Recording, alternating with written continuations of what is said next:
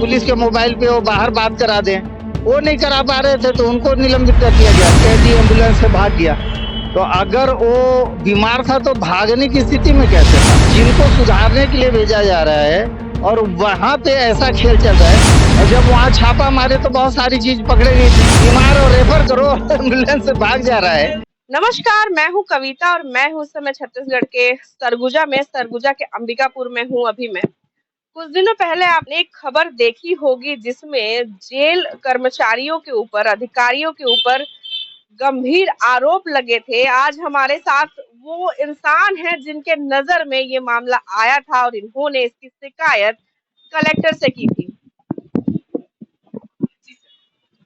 हाँ, ये अंबिकापुर जेल में लगातार ये शिकायत आ रही थी, मेरे पास भी पहुंच रही थी ये बात कि वहाँ जो जेलर, शायद कोई कतलम है और सहायक जेलर हैं कोई, इन लोगों ने जो है अपराधियों के साथ मिलकर साठ-गांठ कर रखा है। और इससे प्रमाणित होता है कि और डॉक्टर भी उसमें मिले हुए हैं जो जेल में इलाज करने जाते हैं। तो अभी एक कैदी को रेफर किए मेन अस्पताल के लिए और कैदी एम्बुलेंस से भाग गया। तो अगर वो बीमार था तो भागने की स्थिति में कैसे था? जिससे डॉक्टर के ही रेफर पे सवाल उठता है कि वो कैसा रेफर किया कि वो इतना सक्षम था, भाग गया। ये ठीक है कि पुलिस एसपी सरगुजा को मैं धन्यवाद दूंगा कि उन्होंने 24 घंटे के अंदर उस कैदी को, बंदी को फिर से गिरफ्तार करके ले आए। लेकिन जेल में इसी तरह से जो यहाँ राजमोहनी जमीन के पास, राजमोहनी भवन के पीछे जो बंसू वाले जमीन का प्रकरण जो चर्चित रहा, उसमें जो मेन आरोपी, जो मास्टरमाइंड था आकाश अग्रवाल, वो गिरफ्तार होता है, वो जेल जाता है। और जेल जाने के बाद जो खबरें हैं ऐसी आ रही हैं कि उनसे भी मिली भगत करके जो पुलिस वाले जो अपनी ड्यूटी कर रहे थे और उसको ढिलाई नहीं दे रहे थे, जेल के कानून का पालन करा रहे थे, उन आरक्षकों को निलंबित कर दिया गया। केवल इसलिए निलंबित कर दिया क्योंकि वो अपराधियों पे जेल का जो मैनुअल है उसका पालन करा रहे थे और वो सुविधा जो चाह रहे थे कि उनके खान पान का सुविधा घर से आ जाए और बाकी वो लोग मोबाइल पे, पुलिस के मोबाइल पे वो बाहर बात करा दें, वो नहीं करा पा रहे थे तो उनको निलंबित कर दिया गया। इसकी शिकायत मैंने डीजीपी जेल राजेश मिश्रा से भी की है, लेकिन मैं सुना हूँ कि वो शायद विदेश पे हैं, 8-10 दिन बाद आएंगे। और मैंने कलेक्टर सरगुजा को भी इसकी शिकायत की है।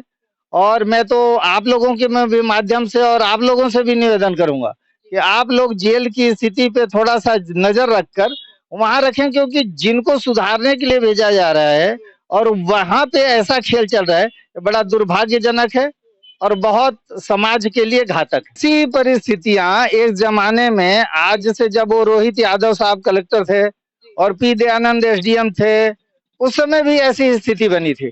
तो आईजी साहब ने प्रशासनिक और पुलिस अधिकारियों को एक टीम बनाई थी और जब वहां छापा मारे तो बहुत सारी चीज पकड़े गई थी और जो पूरे प्रदेश की, पूरे देश में वो चर्चित रहा कि वो जो गायकवाड़ जी थे, जो भी जेलर थे या जो भी उनके कार्यकाल में हो रहा था।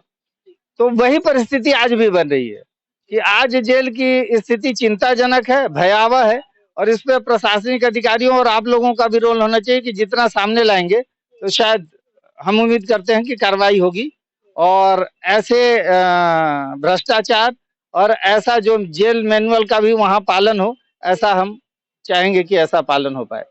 अगर वो सक्षम उस बंदी को अगर वो रेफर कर रहे हैं अस्पताल और वो एम्बुलेंस से कूद के भाग जा रहा है तो उनके रिपोर्ट में कितना दम है और रिपोर्ट कैसा संदेहास्पद है, ये अपने आप स्पष्ट हो रहा है। तो इसमें कुछ कहने की जरूरत ही नहीं है। ये रिपोर्ट ये दे रहे हैं कि बीमार और रेफर करो, एम्बुलेंस से भाग जा रहा है, चलती गाड़ी में भाग जा रहा है, तो समझ सकते हैं कि आप अगर वो बीमार होता है तो कैसे भाग पाता है। तो ये डॉक्टर की रिपोर्ट संदेहास्पद है और ये मिली भगत है, साफ साफ इस प्रकरण से लगता है। और ऐसे डॉक्टरों को बदल के प्रशासन को दूसरे डॉक्टर को नियुक्त करना चाहिए, जिससे अगर वाकई में मरीज है, बीमार है, तो उसका इलाज होना चाहिए और ऐसा फर्जीनामा नहीं होना चाहिए, रुकना चाहिए। मैं कविता कुशवाहा, बिगुल 24 छत्तीसगढ़ से।